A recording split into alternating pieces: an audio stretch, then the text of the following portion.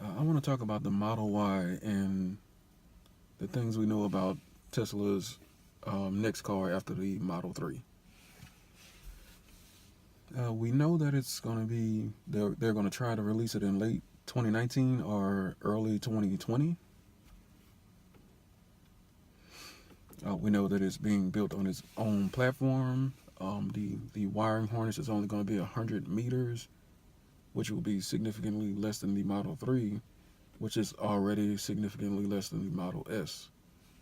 This system won't have a 12-volt battery. It appears it won't have a 12-volt battery.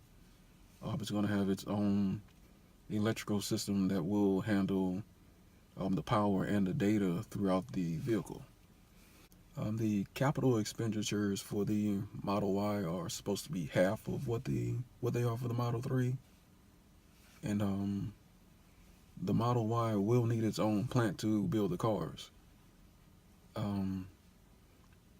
the time the Model Y comes out, the Model 3 will be in full production, and when the Model 3 is in full production, the Fremont plant is going to be tapped out. Um, Another big controversial issue is the Falcon Wing doors. I believe Elon tweeted about I think he said the next Roadster or the Model Y would have Falcon Wing doors, and everybody thought he was talking about the Model Y, but he since deleted the tweet.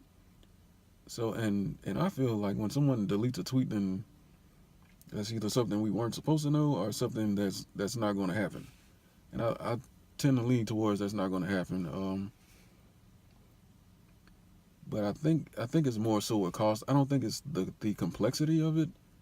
I think they've kind of figured out the Falcon Wing doors with the Model X, and if they use something that's similar to what they've done with the Model X, and it's something that they've perfected and they think they have it down packed, then it really shouldn't be a problem with the Model Y, even though it won't be the exact same door. But it also could depend on whether or not the Model Y has third row seating. And it may seem strange for a smaller SUV to have third row seating, but the Model S is a sedan and it can have third row seating, but it's just for two smaller children. And the Model Y could have something similar. I could easily see a situation where you just put two smaller seats in the back of the SUV and a small SUV, and you can put two car seats in the back.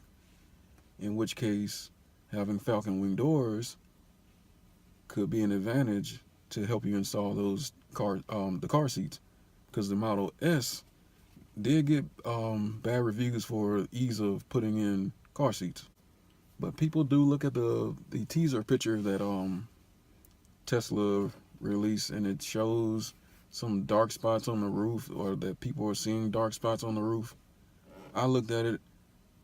I just see a rendering of a future vehicle, just a teaser picture. I wouldn't look at it into it too much hard. The only thing you can see from the picture is that it's going to have a roof, a windshield, and a hood. That's the only thing that's certain. I also don't take too much. I also don't look too much into these teaser images that don't have mirrors, because from what I can tell, we aren't anywhere close to getting rid of mirrors on passenger vehicles. We should be. Maybe when full self-driving cars are more standard, we can start talking about getting rid of mirrors. But I don't think it's going to happen now. I wouldn't put too much stock into the teaser image. I mean, it doesn't have mirrors. And the Tesla truck that they showed, the semi truck they showed, didn't have mirrors either, but it also showed a lot more body of the car, so you can actually get more out of that picture than you can from the Model Y teaser picture they put out. But that's all we have now. Let me know what you think in the comments. Did I miss anything?